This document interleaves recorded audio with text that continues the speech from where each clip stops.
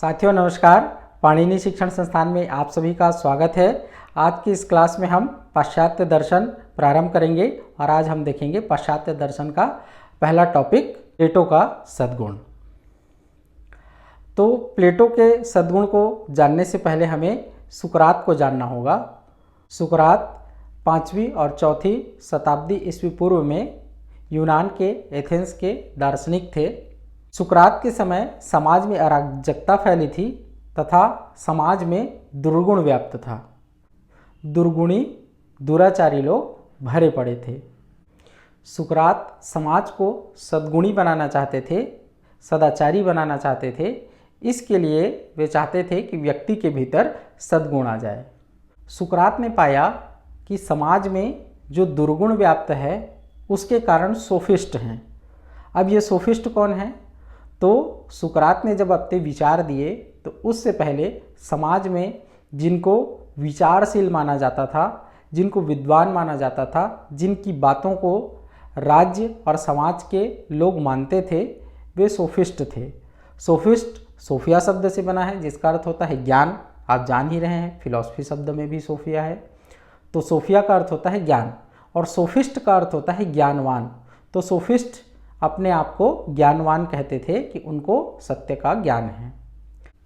सोफिस्टों का कहना था कि इंद्रियों के द्वारा होने वाला प्रत्यक्ष अर्थात इंद्रियों के द्वारा होने वाला अनुभव ही ज्ञान का साधन है। अर्थात हमारी जो इंद्रियां हैं, नाक है, मुंह है, आँख है, कान है और त्वचा है, इनसे हमको जो ज्ञान प्राप्त होता है, जैसे मुख से स्वाद का, नाक से गंध का, कान से ध्वनि का, तो इंद्रियों से जो हमें अनुभव होता है वही ज्ञान है। इस तरह इंद्रिय अनुभव से जिस व्यक्ति को जो अच्छा लगता है वही उसके लिए सद्गुण है, सदाचार है, और जो बुरा लगता है वही उसके लिए दुर्गुण है, वही उसके लिए दुराचार है। ऐसे में किसी व्यक्ति को कोई आचरण अच्छा लगता है तो वह उसके लिए सदाचार है, लेकिन यदि वही आचरण किसी को बुरा लगता है तो वह उसके लिए, दूसरे व्यक्ति के लिए दुराचार है। तो एक ही आचरण किसी के लिए सदाचार है और वही आचरण किसी के लिए दुराचार है। तो ऐसे में विरोधाभास है। जैसे एक उदाहरण से समझते हैं कि मान लो कोई व्यक्ति कहे कि शराब पीना, शराब का सेवन करना मेरे लिए अच्छा है। क्यों? क्योंकि जब जब मैं शराब पीता हूँ उस दिन मैं ज्ञान की बातें करता हूँ, उस दिन मैं दिन भर आनंद पूर्वक रहता हूँ, किसी को कड़वा वचन नहीं बोलता हूँ, तो शराब का सेवन करना मेरे लिए अच्छा है। लेकिन दूसरा व्यक्ति कहे कि नहीं भैया, शराब का सेवन करना बहुत बुरी बात है। क्यों बुरी बात है? तो जब जब मैं शराब पी के घर जाता हूँ मेरी पत्नी और बच्चे मुझे बहुत पीटते हैं, मेरे कपड़े भी फाड़ देते हैं और मेरे बाल भी उखाड़ देते हैं। तो शराब का सेवन करना एक व्यक्ति के लिए अच्छा आचरण है और एक व्यक्ति के लिए बुरा आचरण है। तो ऐसे में शराब का सेवन किया जाए या ना किया जाए यह दुविधा उत्पन्न होती है। तो सदाचार क्या है और दुराचार क्या है यह समझ में ही नहीं आ रहा है, स्पष्ट ही नहीं हो पा रहा है। तो सुकरात ने इसके पीछे सोफिस्टों के उस मत को पाया जिसमें वे कहते हैं कि ज्ञान का साधन इंद्रियों द्वारा होने वाला अनुभव है। क्योंकि एक ही आचरण एक व्यक्ति को अच्छा अनुभव हो रहा है तो वह उसके लिए अच्छा है और एक व्यक्ति को बुरा अनुभव हो रहा है तो वह उसके लिए बुरा है। तो सोफिस्टों का यह कथन कि ज्ञान का साधन इंद्रियों द्वारा होने वाला अनुभव है, यह गलत है। सुकरात ने इसका परीक्षण भी किया तो उन्होंने पाया कि इंद्रियों द्वारा होने वाला जो प्राप्त ज्ञान है उसमें विरोधाभास होता है। कैसे? तो जैसे एक व्यक्ति ने देखा लाल गुलाब देखा तो उसने कहा कि गुलाब लाल होता है। एक व्यक्ति ने देखा सफ़ेद गुलाब को देखा तो उसने कहा कि गुलाब सफ़ेद होता है। अब प्रश्न विरोध यह उठ जाएगा कि गुलाब जो है वो लाल होता है कि सफ़ेद होता है। दूसरा, प्रत्यक्ष के द्वारा हमको भ्रम भी होता है। जैसे हमको दूर में जब हम कहीं खड़े होते हैं खाली जगह में तो दूर में हमको ज़मीन और आसमान जुड़ते हुए दिखाई देते हैं। यदि हम प्लेटफॉर्म में खड़े हो जाएं, रेलवे प्लेटफॉर्म में खड़े हो जाएं, तो पटरियां दूर में जुड़ती हुई दिखाई देती हैं। यदि हम कार में या बस में सफ़र करें तो साथ साथ पेड़ पौधे भी चलते हुए दिखाई देते हैं। जब हम आसमान में हवाई जहाज़ को उड़ते देखते हैं तो वह छोटा दिखाई देता है। इसके अलावा एक व्यक्ति ने गर्म पानी में, बहुत ज़्यादा गर्म पानी में हाथ डुबाया हुआ है और एक व्यक्ति ने बहुत ज़्यादा ठंडा पानी में हाथ डुबाया हुआ है और दोनों व्यक्तियों के बीच में एक पात्र में हल्का गर्म पानी रखा हुआ है। तो जिसने बहुत ज़्यादा गर्म पानी में हाथ डुबाया है, यदि वह हल्का गर्म पानी में हाथ डुबाएगा तो वह कहेगा कि यह पानी ठंडा है। लेकिन जिसने बहुत ज़्यादा ठंडा पानी में हाथ डुबाया हुआ है, यदि वो उस सामान्य रूप से गर्म पानी में हाथ डुबाएगा तो वह बोलेगा कि यह बहुत गर्म है। तो दोनों के लिए वह अलग अलग प्रत्यक्ष हुआ। तो इंद्रियों द्वारा होने वाले अनुभव से जो उत्पन्न ज्ञान है उसमें विरोधाभास होता है। तो सुकरात ने निष्कर्ष निकाला कि ज्ञान को सार्वभौमिक होना चाहिए, नहीं तो एक के लिए ज्ञान अलग होगा और दूसरे के लिए ज्ञान अलग होगा। तो ज्ञान क्या होना चाहिए? सार्वभौमिक। अब सार्वभौमिक क्या है? तो सार्वभौमिक का अर्थ है सभी भूमि। सार्व मतलब सभी और भौमिक मतलब भूमि में। तो जो सभी भूमि में समान रूप से लागू हो, सभी जगह एक जैसा हो, वह सार्वभौमिक है। जैसे H2O, जैसे H2 और O को कहीं भी मिलाएं, भारत में मिलाएं, अमेरिका में मिलाएं, चीन में मिलाएं, सब जगह पानी ही बनेगा। तो वैसे ही जो सभी जगह सत्य हो, जो सभी जगह एक समान हो, वह सार्वभौमिक है। तो अब प्रश्न उठता है कि सार्वभौमिक ज्ञान की प्राप्ति कैसे होगी? तो सुकरात ने हल निकाला कि सार्वभौमिक ज्ञान सार गुणों से प्राप्त होगा। तो अब ये सार गुण क्या हैं? तो एक ही तरह के वस्तुओं में जो गुण समान रूप से विद्यमान होते हैं वह सार गुण हैं। जैसे उदाहरण से समझते हैं कि जैसे गुलाब का लाल होना सार गुण नहीं है, क्योंकि सभी गुलाबों में लाल रंग हो यह जरूरी नहीं है। वह समान रूप से लाल रंग समान रूप से सभी गुलाबों में विद्यमान नहीं है।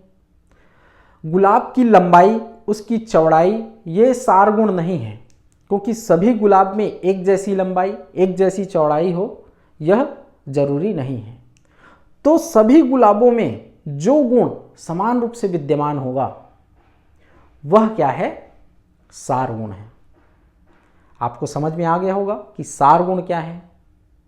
जो सभी एक तरह की सभी वस्तुओं का प्रतिनिधित्व करते हैं जो गुण, उनको हम सार गुण कहते हैं।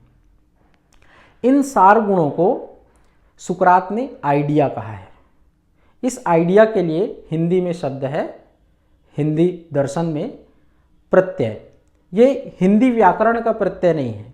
आइडिया को हमने हिंदी में प्रत्यय कहा है। भारतीय दर्शन में उसको आइडिया को प्रत्यय कहते हैं। सुकरात ने इसके लिए आइडिया शब्द दिया है। तो इन्हीं आइडिया के द्वारा, इन्हीं प्रत्ययों के द्वारा हमें जो ज्ञान प्राप्त होगा वो सार्वभौमिक ज्ञान प्राप्त होगा। कैसे?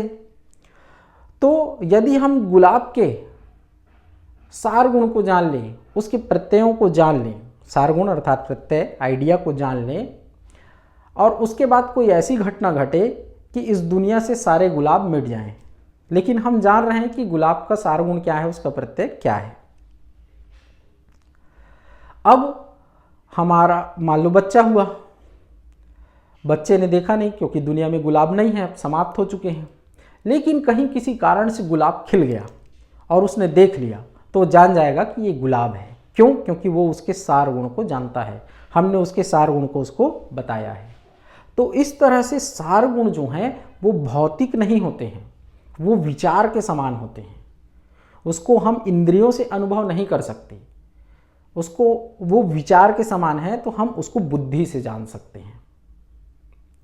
तो इस तरह प्रत्ययों के माध्यम से बुद्धि द्वारा हमें सही ज्ञान की प्राप्ति होती है, न कि अनुभव द्वारा इंद्रियों से सही ज्ञान की प्राप्ति होती है। बुद्धि के द्वारा प्रत्ययों के माध्यम से जो ज्ञान होता है वो क्या है? सार्वभौमिक ज्ञान होता है। यदि बढ़ाई को कुर्सी का प्रत्यय पता चल जाए, भले उसने कुर्सी देखा हो या ना देखा हो, तो वो कुर्सी बना देगा। ऐसे ही अलग अलग बढ़ाई कुर्सी बनाएंगे, हर कुर्सी में अंतर होगा। कोई लोहे का कुर्सी बनाएगा, कोई प्लास्टिक का कुर्सी बनाएगा, कोई लकड़ी का कुर्सी बनाएगा, कोई और किसी चीज़ का कुर्सी बनाएगा। सब कुर्सी में डिफरेंस है, लेकिन उस कुर्सी में जो कुर्सित्व है, जो मेन चीज़ है, उसका जो प्रत्यय है जिसके कारण उन्होंने बनाया, वो सब में विद्यमान रहेगा, समान रूप से विद्यमान रहेगा। तो वो आइडिया जो है, प्रत्यय जो है, वो सब में समान होता है।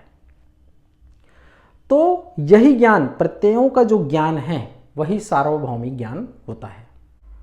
चूंकि प्रत्यय सार्वभौमिक होते हैं, तो अब यदि हमको सद्गुण का प्रत्यय पता चल जाए तो हम जान जाएंगे कि सद्गुण क्या है। सद्गुण क्या है, इसका सही ज्ञान हमको हो जाएगा। अब सद्गुण का जो ज्ञान होगा वो सार्वभौमिक होगा, वो बदलेगा नहीं, उनमें विरोध नहीं होगा। तो सुकरात निष्कर्ष निकालते हैं कि व्यक्ति में दुर्गुण इसलिए है क्योंकि उसको पता ही नहीं है कि सद्गुण क्या है। उसे सद्गुण का सही ज्ञान ही नहीं है। वह नहीं जानता कि क्या सद्गुण है और क्या दुर्गुण है। इसलिए वह दुर्गुण को भी सद्गुण समझकर आचरण कर रहा है, इसलिए उसमें दुर्गुण है।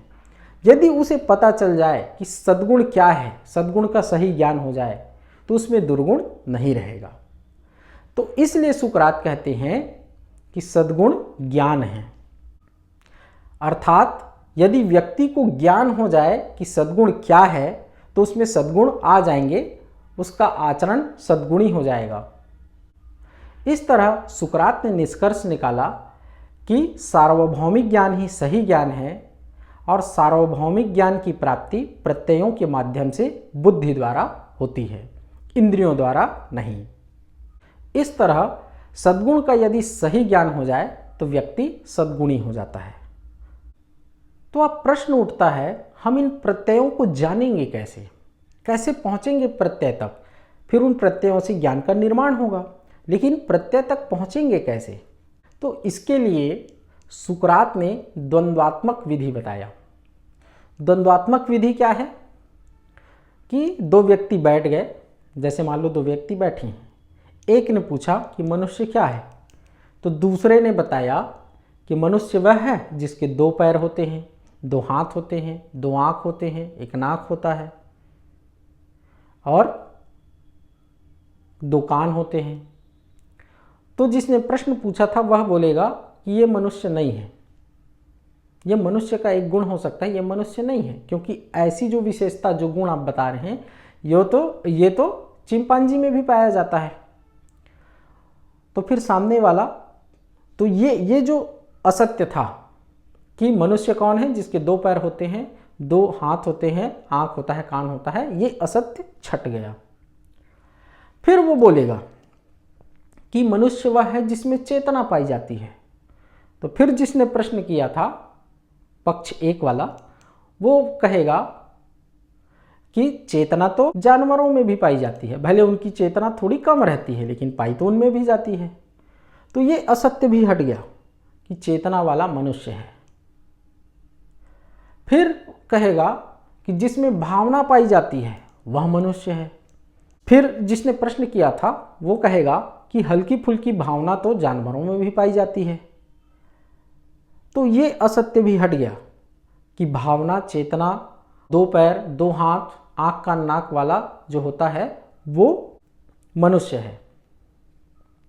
इस तरह जब द्वंद्वात्मक विधि से प्रश्न के द्वारा असत्य को हम हटाते जाएंगे, असत्य की परत को जब छांटते जाएंगे, तो हम सत्य की ओर आगे बढ़ेंगे।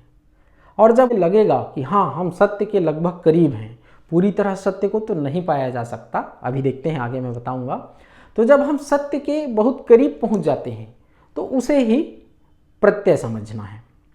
तो वैसे हमें प्रत्यय प्राप्त होंगे, द्वंद्वात्मक विधि से हमको प्रत्यय प्राप्त होंगे और उन प्रत्ययों से हमारे ज्ञान का निर्माण होगा जो कि सार्वभौमिक होगा। तो द्वंद्वात्मक विधि से हम ज्ञान तक पहुंचेंगे, प्रश्न विधि से। अंतिम सत्य को जानना बहुत कठिन है। सत्य को घेरे हुए असत्य के परतों को हटाते हुए हम सत्य के निकट पहुंच सकते हैं, लेकिन अंतिम सत्य एक ही है और उस तक पहुंचना बहुत कठिन है। यदि हम अंतिम सत्य तक पहुंच गए तो हम स्वयं ईश्वर हो जाएंगे, ऐसा सुकरात का कहना है। और यही बात वेदांत दर्शन में भी कहा गया है कि ब्रह्मविद ब्रह्मैव भवति, ब्रह्म को जानने वाला स्वयं ब्रह्म हो जाता है। परंतु सुकरात को अपने इन्हीं दार्शनिक विचारों के कारण जहर पीना पड़ गया और उनकी मृत्यु हो गई। उन पर आरोप लगा कि आप अपने इन विचारों के द्वारा युवाओं को बरगला रहे हैं, उनको भटका रहे हैं, और इन आरोपों के कारण उनको मृत्युदंड मिला, उनको जहर पीना पड़ा। सुकरात के शिष्य थे प्लेटो और प्लेटो के शिष्य थे अरस्तु। प्लेटो सुकरात की मृत्यु से बहुत दुखी हुए और उन्होंने विचार किया कि समाज में जो फैली अराजकता है उसको कैसे समाप्त किया जाए। तो उन्होंने सोचा कि विचारों के द्वारा आदर्श राज्य की अवधारणा का प्रसार किया जाए, जिससे लोग आदर्श राज्य के लिए प्रेरित हों और आदर्श राज्य की स्थापना हो। प्लेटो ने सुकरात के इस विचार को कि ज्ञान सार्वभौमिक होता है, अतः सद्गुण का भी सार्वभौमिक ज्ञान प्राप्त किया जा सकता है और ज्ञान ही सद्गुण है, इसे यथावत अपना लिया। प्लेटो के मन में प्रश्न उठा कि आदर्श राज्य की स्थापना कैसे होगी। तो उन्होंने विचार किया कि आदर्श राज्य की स्थापना न्याय के द्वारा होगी, अर्थात जिस व्यक्ति का जो अधिकार है उसे वह मिले तो वह न्याय है, और इस तरह यदि राज्य में न्याय होता है तो वही राज्य आदर्श राज्य होगा। अब न्याय की स्थापना कैसे होगी? तो उन्होंने बताया सद्गुण के द्वारा। अब जैसे हम फसल को गेहूं की फसल, धान की फसल, अरहर की फसल, ऐसे अलग अलग फसलों में बांट सकते हैं, वैसे ही उन्होंने सद्गुण को 3 सद्गुणों में बांटा। प्लेटो ने देखा कि व्यक्ति के 3 पक्ष हैं, चेतना, भावना और तृष्णा। चेतना अर्थात बुद्धि, बुद्धि का जो सद्गुण है वह है विवेक। बुद्धि क्या करता है? विवेक करता है कि क्या उचित है और क्या अनुचित। तो बुद्धि का जो सद्गुण है वह है विवेक। अब भावना क्या है? तो जिससे व्यक्ति ये सोचता है कि यह मेरी माँ है, यह मेरे पिता हैं, मेरी माँ की रक्षा करना, उनका सम्मान करना, मेरे पिता की रक्षा करना, सम्मान करना मेरा धर्म है, वो वाला जो पक्ष है व्यक्ति का वो है भावना। और भावना का जो सद्गुण है वह है साहस। जब व्यक्ति यह सोचता है कि यह मेरी माँ है और इनकी मुझे रक्षा करनी है, तो रक्षा करने के लिए भावना से क्या निकलता है? साहस निकलता है। तो व्यक्ति का जो भावनात्मक पक्ष है उसका जो सद्गुण है वह है साहस। फिर व्यक्ति का तीसरा पक्ष है तृष्णा। तृष्णा अन्य जीवों में नहीं होती, तृष्णा मनुष्य में होती है। तृष्णा क्या है? तो जिससे मनुष्य इच्छा करता है, सपने सजाता है कि मैं धन कमाऊंगा, मैं एक बड़ा बंगला बनाऊंगा, उसमें बड़ी गाड़ियां होंगी, एक बड़ा गार्डन होगा, मैं समाज के सभी लोगों की मदद करूंगा। ये उसकी तृष्णा है जिसको वो पाना चाहता है। तो केवल तृष्णा करने से, इच्छा करने से कुछ चीज मिल नहीं जाएगा, तो उसके लिए क्या करना होता है? संयम। तो तृष्णा का जो सद्गुण है वह है संयम। इच्छा को पाने के लिए क्रम से संयम के साथ काम करने से वो इच्छा की पूर्ति होती है। तो जो तृष्णा है, जो इच्छा है, उसका जो सद्गुण है वह है संयम। तो व्यक्ति के 3 पक्ष हुए, मनुष्य के 3 पक्ष हुए, चेतना, भावना और तृष्णा। चेतना का सद्गुण है विवेक, भावना का सद्गुण है साहस और तृष्णा का सद्गुण है संयम। ये जो तीनों सद्गुण हैं, विवेक, साहस और संयम, हर व्यक्ति में एक समान नहीं होते। किसी में विवेक ज़्यादा होता है, किसी में साहस ज़्यादा होती है, किसी में संयम ज़्यादा होता है। अब किसी में विवेक कम है, संयम कम है, लेकिन साहस बहुत ज़्यादा है और वह साहस के द्वारा काम करना चाहिए, उसमें साहस बहुत है।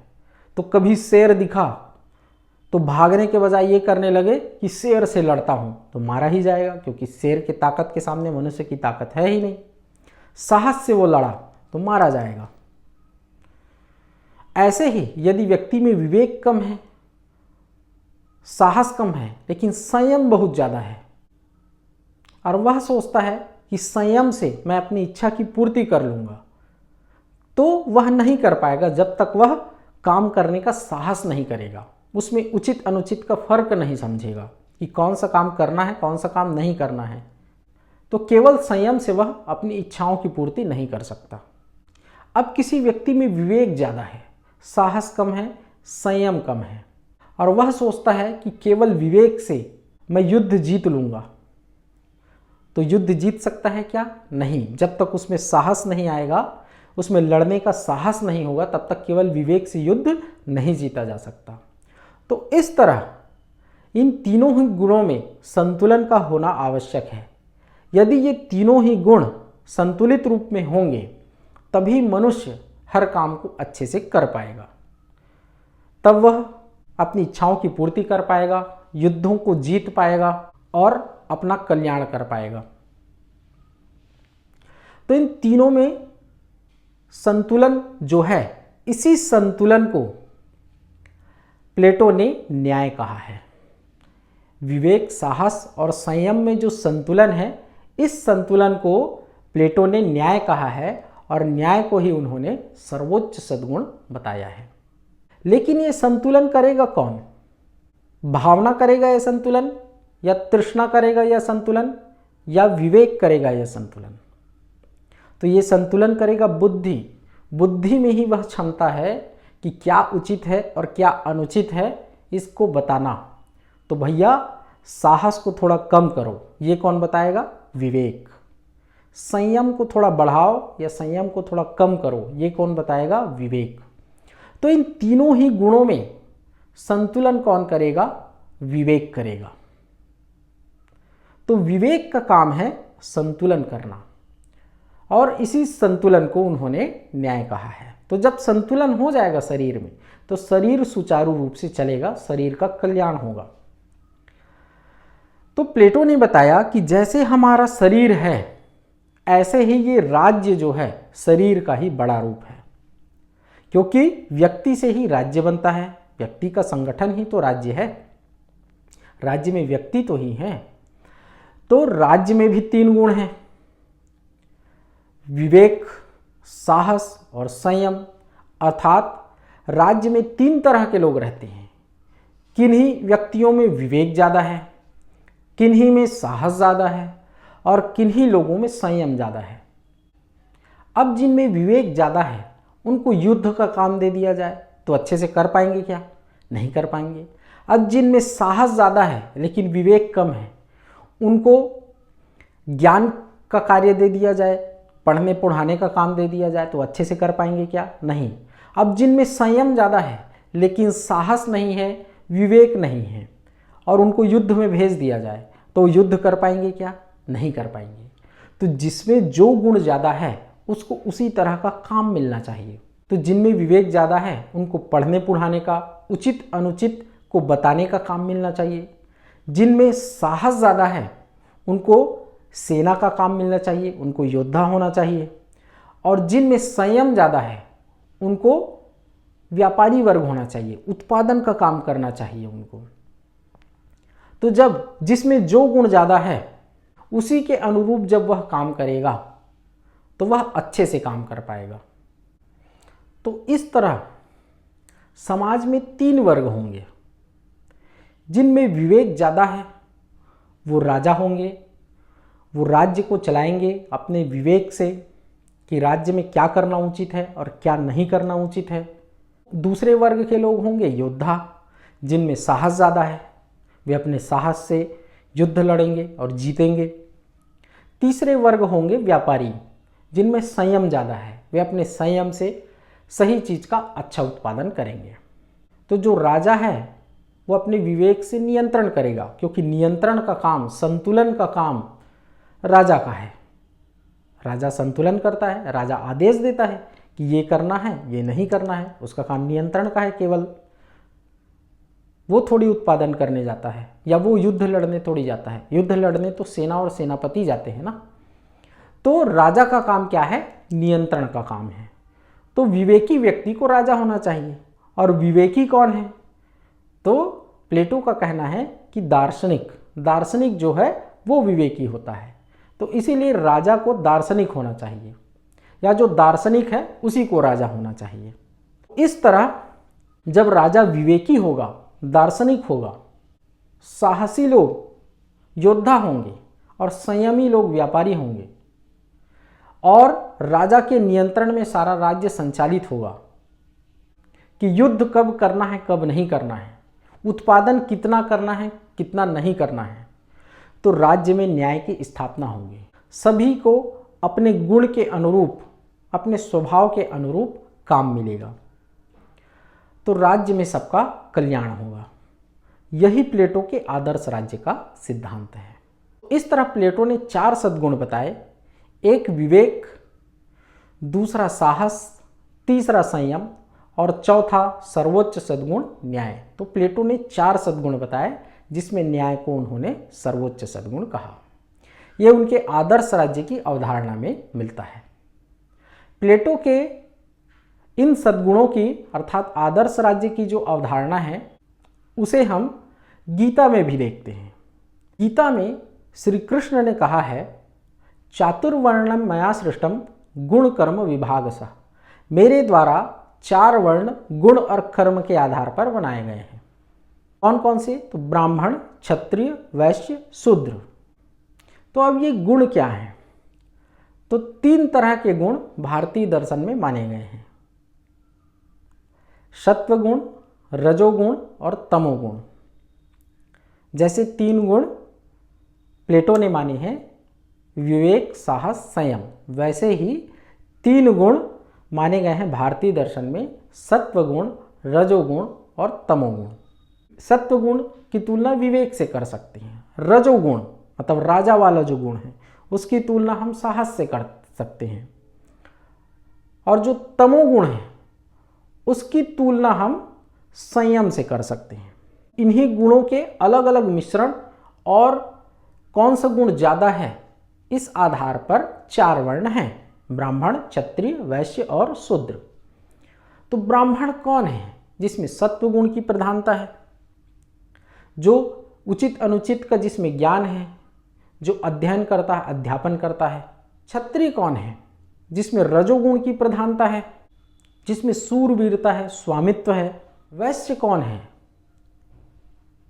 जिसमें तमो मिश्रित रजोगुण की प्रधानता है, वो वैश्य है, जिसमें संयम होता है, उत्पन्न करने का भाव होता है।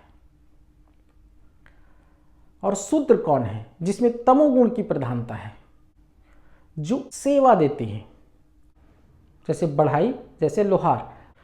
तो ब्राह्मण के लिए उसके गुण के अनुसार जो काम बताए गए हैं, अध्ययन करना, अध्यापन करना, उचित अनुचित का ज्ञान कराना। क्षत्रिय के लिए उसके गुण के अनुरूप काम बताए गए हैं, युद्ध करना, रक्षा करना। वैश्य के लिए उसके गुण के अनुरूप काम बताए गए हैं, उत्पादन करना। शूद्र के लिए उसके गुण के अनुरूप काम बताए गए हैं, सेवा देना, सहायता करना। गुण के आधार पर जो 4 वर्ण बांटे गए हैं, ब्राह्मण, क्षत्रिय, वैश्य, शूद्र, उनके लिए जो कर्म निर्धारित हैं कि ब्राह्मण को क्या करना है, क्षत्रिय को क्या करना है, वैश्य को क्या करना है और शूद्र को क्या करना है, इसी को गीता में स्वधर्म कहा गया है कि जिस वर्ण का जो धर्म है उसे अपना काम करना चाहिए।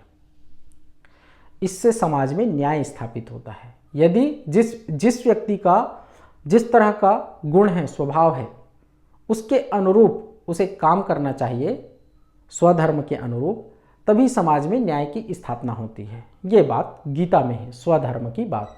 तो ये जो स्वधर्म है गीता का और प्लेटो का जो आदर्श राज्य में 4 सद्गुणों की बात है, ये लगभग समान दिखाई देते हैं। तो ये हो गया प्लेटो का सद्गुण सिद्धांत।